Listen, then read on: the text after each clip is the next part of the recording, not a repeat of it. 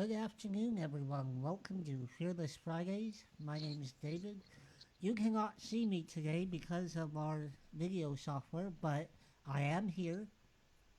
And with me today is Carah Faye, lead singer of Shiny Toy Guns, independent recording artist, and a fantastic human being.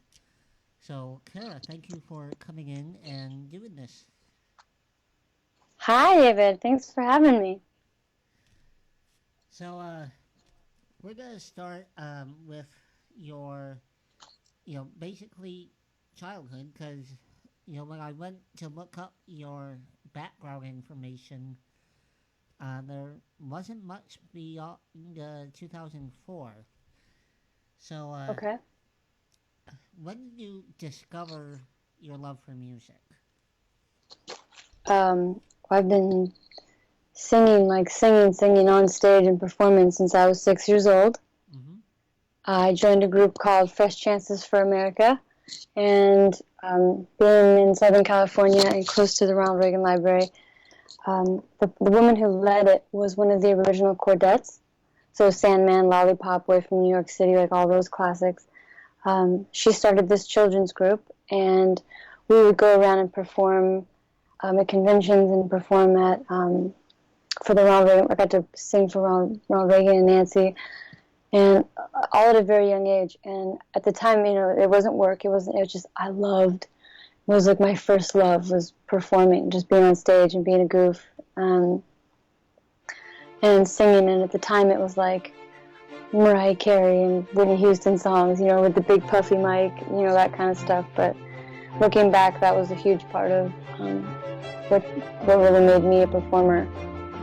Then, after I was in that group for a long time, and after that, in high school, I sang in choirs. I was a second soprano, and I remember my sophomore year thinking to myself, I don't want to be in a rock band. I was a rock kid. I was such a punk kid in high school, but I remember thinking to myself, I don't want to. I literally remember thinking, what am I going to do? Start another No Doubt? Like, that sounds lame. Love No Doubt. I'm just saying, at the time, I was like, nah. So, after high school, I had been in all these choirs, and I thought that I was a soprano. It's like, so I'll go do opera. So I went to New York, and I was going to take a tour of Juilliard to see if it was something that I wanted to pursue. And it was on that trip in New York that I got a call from Jeremy asking me to be in the band. And it was sort of like the rest is history moment. I'll never forget. I was staying in Jersey, like right over the bridge off the Grove Street exit, and I stepped outside of the apartment I was staying at, and I remember the street, everything, because I had been working with Jeremy, but not on Shiny Toy Guns, on other stuff. And it was like, so we want you to be the singer. Like, we hadn't even talked about it. I was like, okay. And like my whole life trajectory just went, here we go, Shiny Toy Guns. And we never looked back.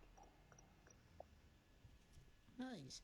So, what was your fondest memory, in that young, exploring the possibilities of music time of your life?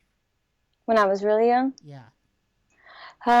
Probably the times that I got to sing and do stuff with my grandfather. He was one of the biggest reasons I wanted to sing. He was like a true crooner. He Air Force captain in World War II, and he sang in an Air Force band called the Nightingales. So I used to sing with him, and my grandmother played piano, and that was like one of my fondest things, is just like hearing his voice. And a lot of the music that he brought into my life, like jazz music and stuff like that. So, and then aside from that, getting the opportunity from a very young age to sing for big audiences and feeling that rush, feeling like what it's like to do something and receive and get a reaction. And later in life, I found the same high from I did musical theater, so from hitting the punchline right and getting the laugh. It's the same thing. It's just getting the reaction. Mm-hmm. It was those moments, getting to play, I don't know if you remember that company, Amway. Oh, yes. kind of considered like a pyramid scheme, right? But if you made it to the top, you were considered a diamond if you had made millions via the company. And we performed for the Diamonds in Irvine at the big convention, like huge, huge thing. And we were like the only entertainment for the weekend. But that was like my first taste of just performing for like 4,000 people just as a kid and just falling in love with that feeling. Nice. So, before you got into the band, obviously, we all get some work experience. So, did you have a job before you joined the band? I started working when I was 14 years old, and I was doing music when I was 14, but as soon as I was old enough, I got a job so that I could pay for things that I wanted, and my family didn't come from a lot of money, so it was just to kind of really like make sure I could pay for the car and stuff like that. I got it. My first job was at a health food store, and then I worked at Jamba Juice for a little bit, and in like a CD DVD warehouse. Like that was probably my favorite because I just got to like put headphones on, listen to music, and work in a warehouse. I loved that. Nice. Oh, and I was a nanny. I was a big time nanny. I love kids. So, were you 19 or 20 when Shiny Toy Guns became Shiny Toy Guns? I was about 20. 20? If I remember right. I mean, I started working with Jeremy pretty much right out of high school because I remember thinking if I'm not going to be able to make a career out of music, I wanted to do psychology. So I had started taking psychology classes at a local college because that was another thing I was super passionate about and still am. But Jeremy was writing songs and I was singing the demo for him. So, that was pretty much right out of high school. And it was like 6 months after that. I'd say about 20. So was that the genesis of the band, the writing and the demos? I think this is actually something there's kind of a misconception about so Jeremy and Chad had the idea to start the band. That was them. Mm-hmm. They came from Oklahoma to LA to make it big and conceptualized this band where there's two lead singers. There's a guy and a girl. And they had tried out a bunch of girls in LA and stuff like that. And they had started working with one girl who they never actually did anything with. It was just like, I think we're going to go with her. And then once I kind of came around, it was like, no, you're the one. So it's funny, even on the Wikipedia, it says that there was this girl in it, but they basically just like took some pictures. It's not like she ever played a show or, music was released with her singing. Like, I don't know. I always think it's kind of funny, like, because we all worked so hard to get the band off the ground. Like, when it's like, oh, but this other girl was in the band, I'm like, yeah, but not really. So what was your most memorable gig with that band? That's hard, because we toured so much. Our LLC was literally called On Tour Forever. So we played so many shows. I'd have to like pick my favorite show in every city because we played every city so many times. I remember playing an extraordinary show, like energy-wise, just from the crowd, at the Soltaire in Salt Lake City, that I'll never forget. And the same with a venue in Portland. I think it was called the Avalon. I could be wrong. It's so long ago, but that show I always think about.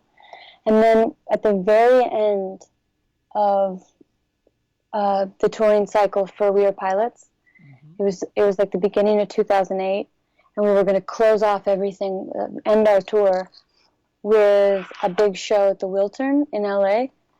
And we were all so tired because we'd been touring on the same album for like 4 years, but that show was really special and really like, because when things are going good, it's kind of like you don't get a chance to just like experience it, because the better it's going, the faster the cycle's spinning, and it's just like go, go, go, because you're just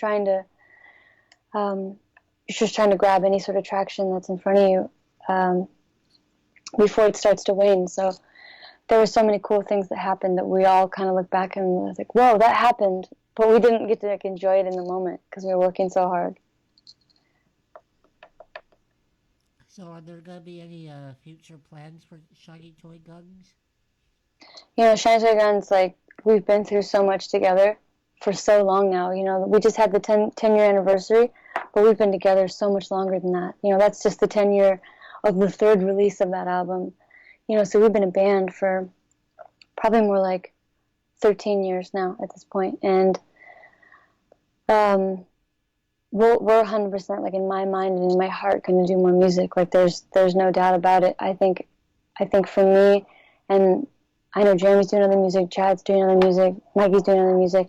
Like, as dear as the band is, I think I felt like it was time that we all tried to do something outside of it, at the same time keeping the band together. Because there is no, like, breaking up or anything. Like, those guys are my brothers, you know, and my time with Shiny Toy Guns is so dear to me and such a big part of what makes me an artist, and some of the funnest times I've ever had in my life, some of the hardest times I've ever had in my life, just by nature of this business, you know, and what it puts you through. You care to expand on that? You trying to get some dirt? No, just the experience of what the business can do. Oh, So, well, I don't need kind of like dirt. what I was saying before, like, with the good times comes the bad times, because it just gets very stressful and high tension. And then anyone who tours will tell you how high stress touring can be. And for us, we toured for so long. We toured for 4 years on the same music. So, and you know what's crazy is that I remember even at the end of it, I still wasn't sick of those songs, which to me is just so indicative of that album, you know, and how beautiful it was to just enjoy performing it every night, you know. But you know, they say more money, more problems. So take the money. You can say the same thing with success. You know, like, so on our freshman album, we had a lot of success for a band putting their first album out, and then we got Grammy nominated, and it kind of propelled things even further. And like I was saying, like, things start spinning very fast, and there's no time to focus on your friendships, which is, you know, what we were so close. But if you're not taking the time to really cultivate that, it's just like a relationship, and it's just like a family. And you have to make sure that as you're growing, as the band's growing, that the members as a unit are kind of growing together. And I think it was just really hard for us to just to hold on to that. And it was a big lesson, you know. And I think that when everything happened, everything went down between us in 2008, and the guys made, you know, the decision that they did. Ultimately, it was a big lesson for all of us, you know, to kind of look back and go, we didn't take care of our friendships, you know, where the band met. Basically, when you have success, the band becomes bigger than anyone in the band. The entity, Shiny Toy Guns, was what was most important to all of us, and the fans that were there for us. All we wanted was to be true to them and to give them what they wanted. And, you know, the music meant so much to us. It was just important for us to keep it going, to keep it alive by touring and doing every interview that we can, as exhausting as it was, you know. Mm-hmm. That's an incredible lesson there. You know, That said, I think. I'll also Go say, ahead. that said, 3 years later when I came back, Mm-hmm. yeah, 2-3 years later when I came back, it was crazy to see it, like, feel in my heart, like a day hadn't changed. And even though we had, like, been through so much before and during that time, that there was a reason that it worked on the first album, because it was the chemistry of the four of us and how special that was. And yeah. So, outside the band, you know, you had, you know, a lot of stuff as a solo artist, and I'm trying. I'm about to give it a real go for real after all these years. well, I have to say, personally, as someone who has seen you perform as a soloist, uh, you got an immense amount of talent, and Thank you. I think you're gonna do fine. So That uh, means the world. that's just my personal opinion. So, when you're doing these collaborations or solo work, uh, how is how important is networking in that picture? So, unfortunately, it's super important.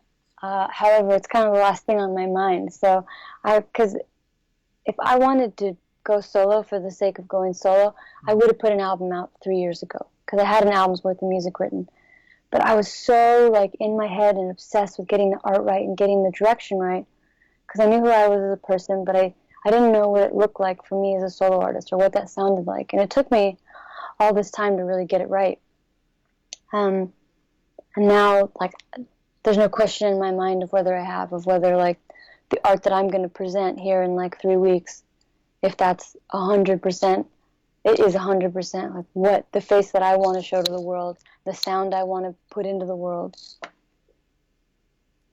Nice. So, would you mind explaining a bit of the collaborative process? I mean, how you end up working with some of the people that you've had the opportunity to work with over the few years? Well, I would say I've been very fortunate to write with some incredible people. When I first decided to go solo, I signed to Interscope, and I signed my publishing deal at the same time. So uh, I was getting put in with a lot of pop producers, and uh, I felt very fortunate for that. And when I parted ways with Interscope and ended up at Republic, then it was more of the same. And I wrote so many songs that I'm so proud of, like over 100, I'm not exaggerating. And this was all in the process of finding the sound, finding like what it is that I wanted to do. And it was crazy to see, like, fast forwarding 3 years when I found that sound, how fast a body of work came together that felt so cohesive.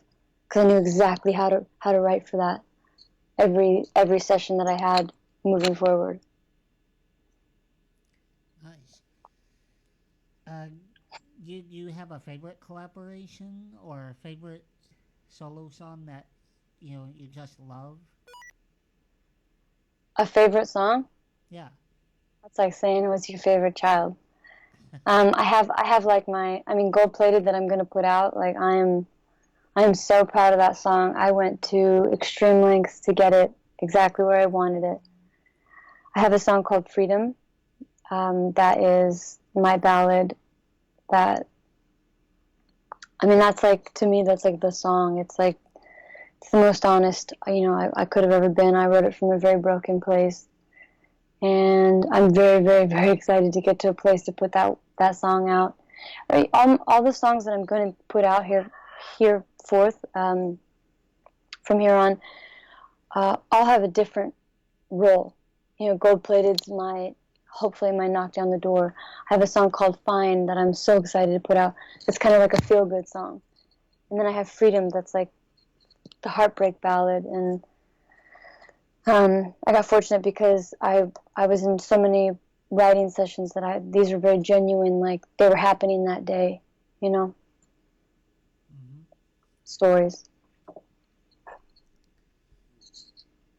So, looking back, can you name a do-over moment? Are there any moments that you say, if I could just go back there, I would change that one thing? Overall in the career or in the last couple years? Overall. Mm,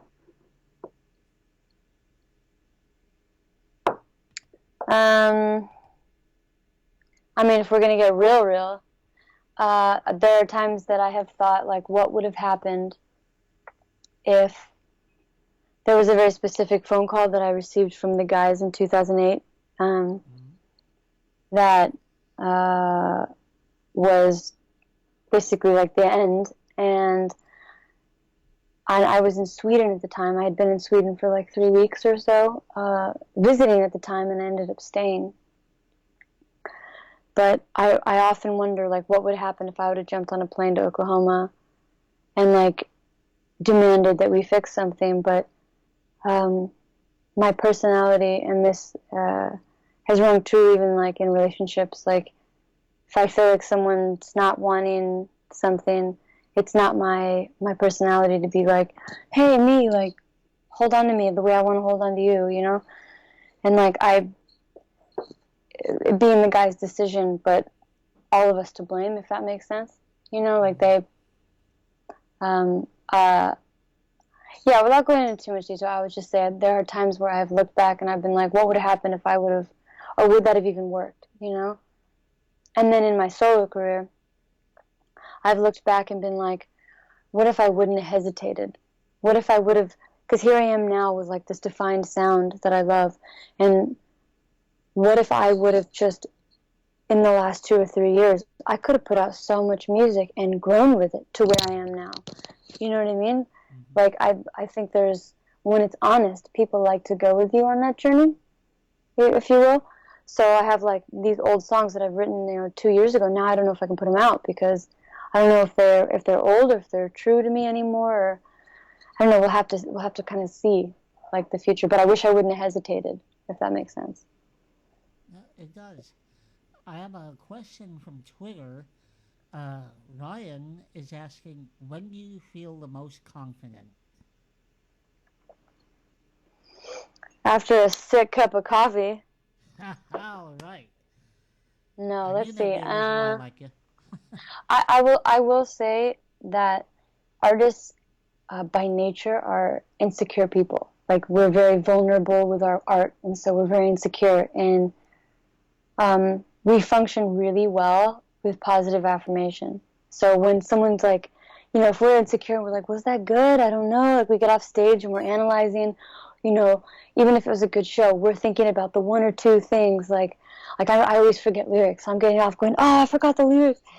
Um, but when someone is like, hey, you did good. Hey, this, that, like, for artists being so insecure, like, that reaffirmation for us is like, okay, like, I'm gonna keep going. Like, that fuels my fire so much, that kind of positive reaffirmation. And my dad has kind of been that person for me, because he calls every song I have a hit.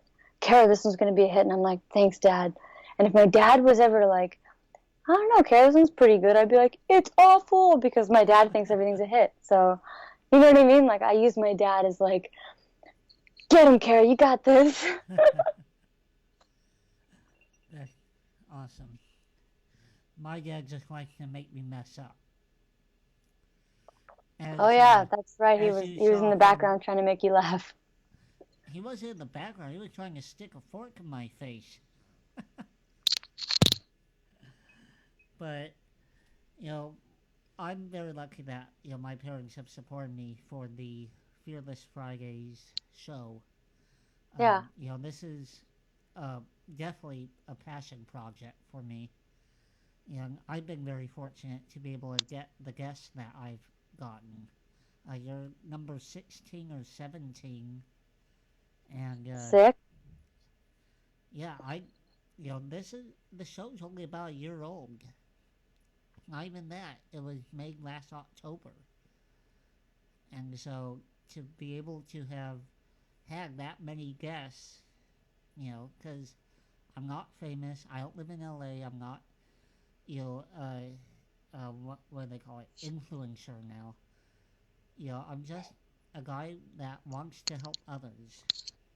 The purpose of the show is to help people who might be considering going in a direction in their life, to provide a real life example, someone who has walked that path, someone who could give real life experience, something Mhm. that a textbook cannot offer, and sometimes a direction where there may be no textbook at all. Yeah. hundred And, percent. especially for the music industry, that thing changes by the minute. Um, And not only that, even the record industry professionals, the executives, like at this point in the industry, everybody's guessing. No, there isn't like one way to the top anymore, or because of mhm. social media and everything. Like there's all these ways to break, and you kind of just have to follow your gut and be true to yourself, like more than ever. I attended VidCon last summer, and I went at the industry level. It was very interesting to see all these, um, people from these various industries. They're there because they're trying to figure out what the next generation is going to do. You know, Yeah, where are they going to find their talent? How are they yeah, going to stay competitive in a market where someone with an iPhone can just go online and get famous? yeah, The scene has changed so much in the past 5 years alone. so much. You know, and I wanted to bring up something. One, because I advertised that you had collaborated with a certain person, and there's also someone connected to that person I wanted to mention. Um, so I found out about you through a violinist named Lindsey Sterling, and I was very, very honored to be able to see you and your group perform as the opening act for her summer tour last year. Hmm. And one of my fondest memories was her and her dancers crashing your set. I just, Oh, you were you there when it was my birthday show? I thought it was Michelle's birthday show. Well, the only time that they crashed the stage, I thought was for when it was because I had my birthday on that tour. No, they crashed it for Fresno. Um, it was the end Oh, of the that's tour. because that was the very last show of the tour. Yeah, That's why. That's right. yeah, and it was just so funny to see the whole band because the audience just went wild, Yeah. and everyone just kind of had that look of, what did we do? What's going on? Why are they nuts all of a sudden?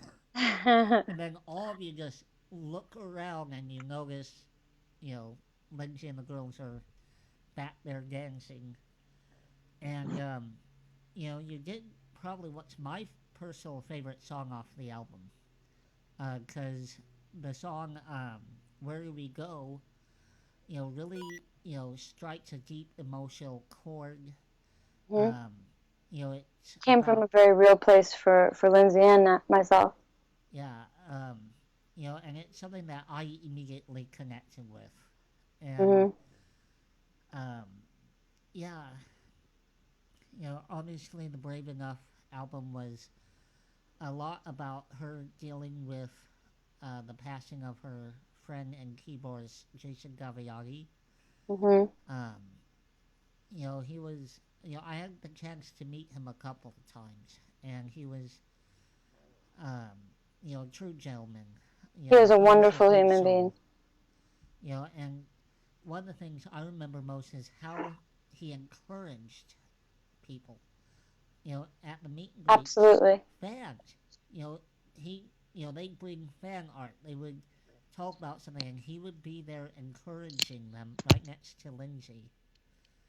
And a little memory I have, my favorite show was in Modesto. Sorry. And, it was just a small venue. It wasn't any backup dancers or mid show. And I had made a little commemorative frame with pictures of all of them.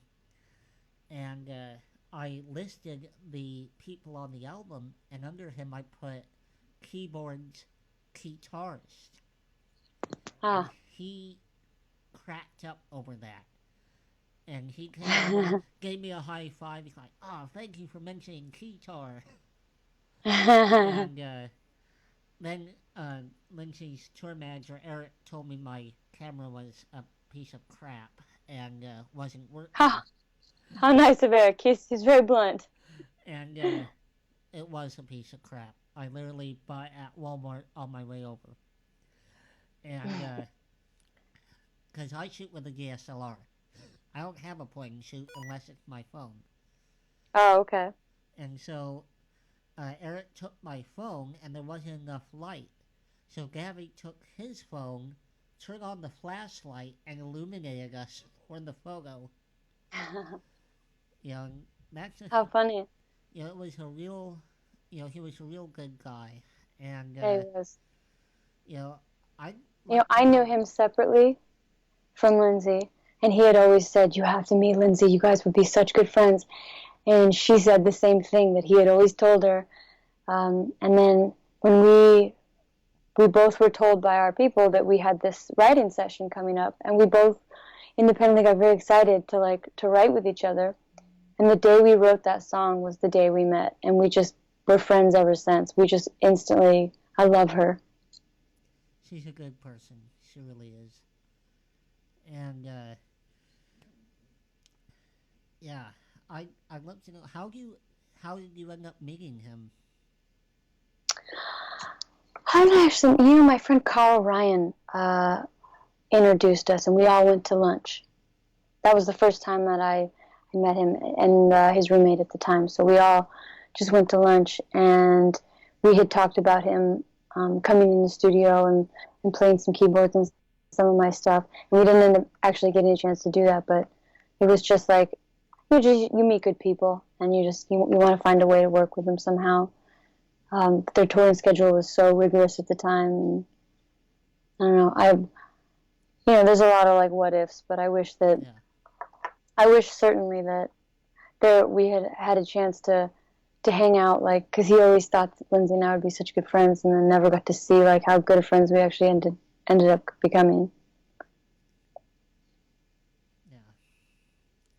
Yeah. It was a shock when I found out. I was actually on my way.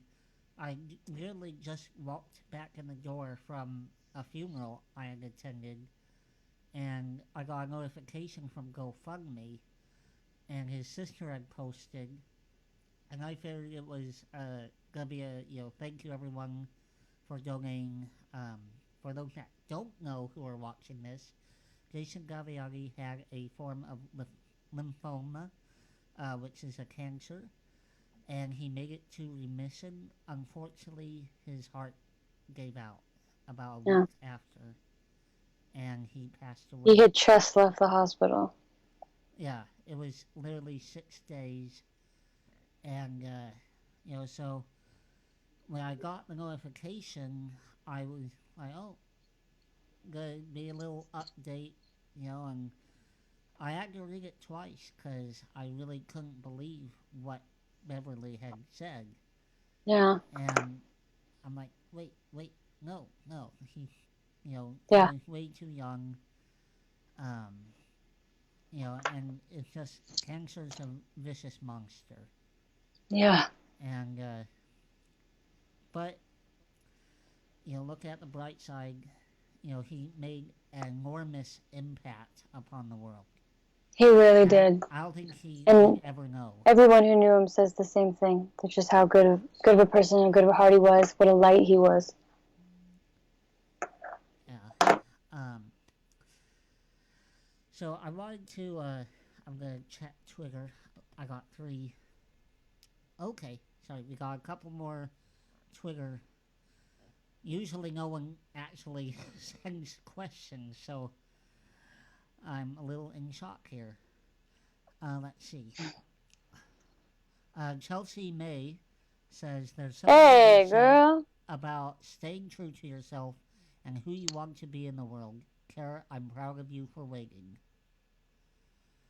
Dave, Hi, girl. I cannot wait for any of all of you guys have waited. I can't believe people have waited for me this long. It feels crazy, but I promise I'm not letting you down. I waited for a reason. Dave Conroy Hey. says, Carah, Dave Conroy here. How have you become so much more comfortable sharing your life with others? And Dave, Oh the man, that's answer just being is, honest. I am just that smooth of a talker. Mhm. I'm kidding, I'm kidding. Ryan asked another question, said, how did Billie Jean come into your life? Billie Jean came into my life. There was a moment where my maternal clock started ticking, and I was like 21, and I was like, I need a dog. And at the time we were touring so much, we were only home like 2 days at a time, and then we'd be gone for another month.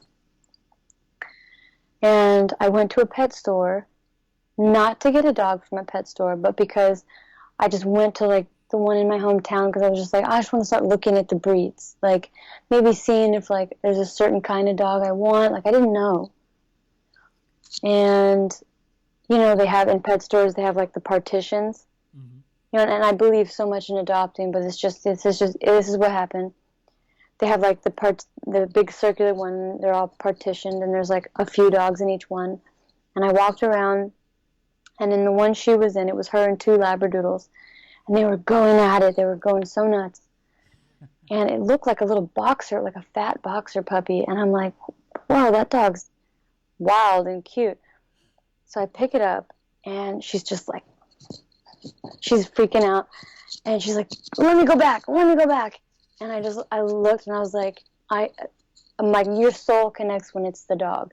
There's just something that happens when you find your dog. And I was like, I knew that it wasn't like she melted in my arms. It was like, I love this dog. And we've been best friends ever since. I didn't put her down. I knew whatever it was going to cost, I had to take her. It's not her fault she was in a pet store. And we have Nathan Saba. What's up, Nate? He said, Carah is the reason I am here today. Just wanted to say thanks. I am very thankful for Nathan's friendship in my life. We've had a great deal of good conversations on SuperCan recently. He is a very, very incredible human being and strong. Yeah. So, Carah, is there anything that you would like to tell fans about? Anything coming up that they could look forward to? So much coming up. I don't think anyone's ready. That we are in the last like 2 or 3 months, we've been in this like hyperdrive of getting everything just ready to just like shoot out of a gun at people. We have video. We have for the song called Gold Plated. I will preface this. So I can't give the exact date, but we are looking at very early October. Is what we're looking at, and to put the song out, video will follow that, and I am so excited because I feel like people are going to understand like who I want to be as an artist. I've always known who I am as a person, but like who I am as an artist, like this song is that. So it's so soon. Like after all these years, to be like 3 weeks away is the craziest feeling in my life, and I'm realizing the double meaning of anxious. You can be like anxious, excited, and anxious, like, oh, nervous. I'm somewhere in the middle of those. Because after all this time, it's like, I'm just sitting there going, oh my gosh, it's real. We're putting the song out. It feels amazing. So I'm gonna need all the help I can with like just spreading the word, because I believe in the song reacting. It's just getting it to people so it can react, and I'm so excited. Awesome, and I know it's gonna be awesome. You know, thank you. You have great talent. You know, when I was listening to Where Will You Go, it reminded me of another song by Trans-Siberian Orchestra called After the Fall. Oh, okay. And, you know, they strike very similar tones, and, you know, especially your vocal style just really matches. And, oh, wow. Yeah. I'm going to have to go listen to that. Definitely, you know, you're definitely an awesome talent. Oh, thank you. Speaking from experience, being in the audience, and I know you're going to do fine. You know, and I'm looking forward to the new music along with everyone else. Well, I'm looking forward to delivering it to you, and I'm praying to God that everyone loves it as much as I do. Because that's sink or swim. I'm happy with the art, so all I can really do is hope that everyone else is. Well, I think you're gonna have a jet ski. So um, we're gonna wrap this up. Thank you everyone who has sent Twitter messages. Thank you everyone who Hi. has been watching. Thank you, Carah, for being a part of this. My pleasure. We're gonna do a little outro. Normally I ask, for helping my Patreon, which helps me afford to do this. But as we know, we've had some hurricanes hit recently, and I've been running a GoFundMe for my friend Christy, and Oh, I'm thank you. speaking from That means a lot. experience being in the audience, and I know you're gonna do fine. And I'm looking forward to the new music along with everyone else. Well, I'm looking forward to delivering it to you, and I'm praying to God that everyone loves it as much as I do. Because that's sink or swim. I'm happy with the art, so all I can really do is hope that everyone else is. Well, I think you're gonna have a jet ski. So we're gonna wrap this up. Thank you everyone who has sent Twitter messages. Thank you everyone who Hi. has been watching. Thank you, Carah, for being a part of this. My pleasure. We're gonna do a little outro. Normally I ask, for helping my Patreon, which helps me afford to do this. But as we know, we've had some hurricanes hit recently, and I've been running a GoFundMe for my friend Christy in Texas. Her family lost not one, not two, but three houses. Oh no. And Oh, I'm thank you. speaking from That means a lot. experience being in the audience, and I know you're gonna do fine. And I'm looking forward to the new music along with everyone else. Well, I'm looking forward to delivering it to you, and I'm praying to God that everyone loves it as much as I do. Because that's sink or swim. I'm happy with the art, so all I can really do is hope that everyone else is. Well, I think you're gonna have a jet ski. So we're gonna wrap this up. Thank you everyone who has sent Twitter messages. Thank you everyone who Hi. has been watching. Thank you, Carah, for being a part of this. My pleasure. We're gonna do a little outro. Normally I ask, for helping my Patreon, which helps me afford to do this. But as we know, we've had some hurricanes hit recently, and I've been running a GoFundMe for my friend Christy in Texas. Her family lost not one, not